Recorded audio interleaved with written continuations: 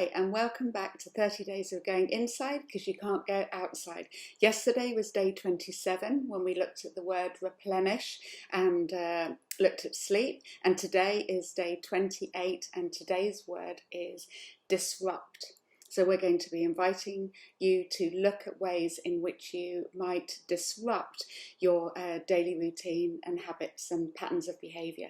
So why would we be looking at that, Lou, at a time that is quite frankly disrupting for all of us in lockdown? Well, as you just hinted at, this lockdown is a time where most of us have had to change our habits a bit. We're not able to do some of the things that we're used to doing. But this idea of letting go of habitual patterns of behaviour is actually a really useful way of stepping out of autopilot.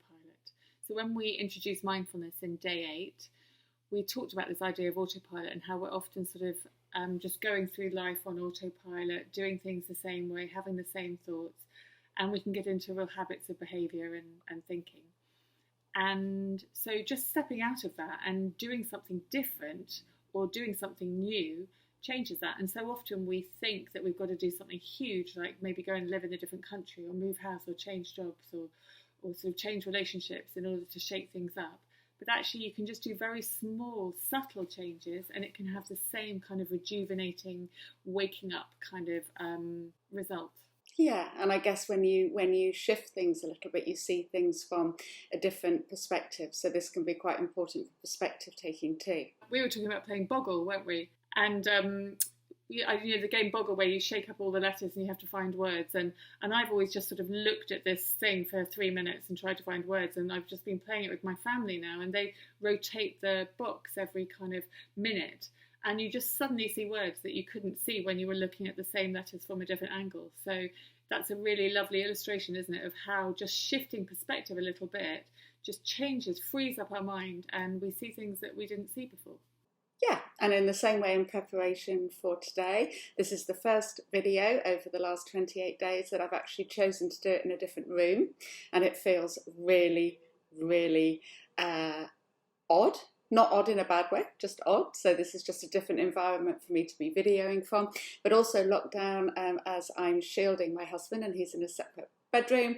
Then I've actually been sleeping for the first time in 31 years on the other side of the bed, which I've done for the last 4 days. It's given me very lucid, weird dreams, and it has been most peculiar, not only to see our kind of bedroom and the view out of our window from that perspective, but it's just been a lot harder than I thought actually to shift the habits of a lifetime. Yeah, but these things sound really small, such as just moving to video in a different room or just changing your perspective of where you sleep in your bed, but there are much more smaller challenges that we can set ourselves, such as using a different mug at breakfast or sitting at a different place in the living room or at breakfast. All of those things really challenge. The ones where when I often say to people, do you always sit in the same chair? And they're like, oh yeah, we do all sit in the same chair. So I just sort of say, well, just be in a different chair when someone walks in the room, be sitting in their chair and just notice what shows up. And it can be quite playful. And I've heard examples of people, perhaps if they always go to Tesco's, then just going to Sainsbury's. And it just means you buy different food, you see different things, you're probably more creative. It just shakes things up a little bit. You can always go back to one, and then you're making a choice rather than just doing it because you've always done it.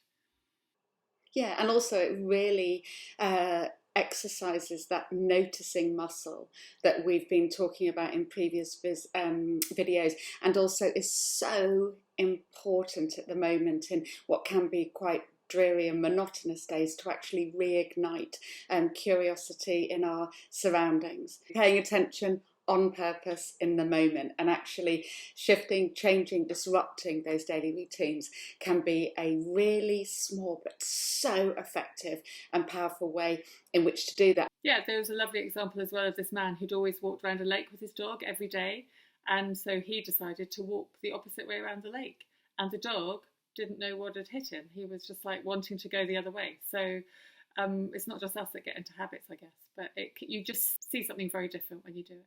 Yeah, and it becomes an entirely different and new experience, and therefore our brain rewards us for the excitement that comes from something that's unexpected. So that's a really important benefit too, especially at the moment when our kind of chemical balance is a little bit all over the place because we're spending so much time indoors and lacking connectivity. So again, just surprising our brains will really reward us for that.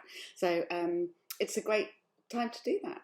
So that's what we're going to invite you to do as soon as you can, actually, is to, when you're going to have a cup of tea after this, go and pick a different mug, maybe go and sit in a different seat, maybe just think of there are some ways that you can switch out of autopilot, reignite your curiosity in your surrounding world and see things from a different perspective. All right, so good luck changing your habits. Do something you've never done before, or do something you normally do, but do it differently. And that will hopefully help you fall awake. Absolutely, and enjoy those disrupting behaviours. And we really look forward to seeing you tomorrow, which is our penultimate day, which is day 29, which is all about love. So much love to you, Lou, and to anybody that's watching this. And take care. All right, take care, Rachel. Bye. Bye.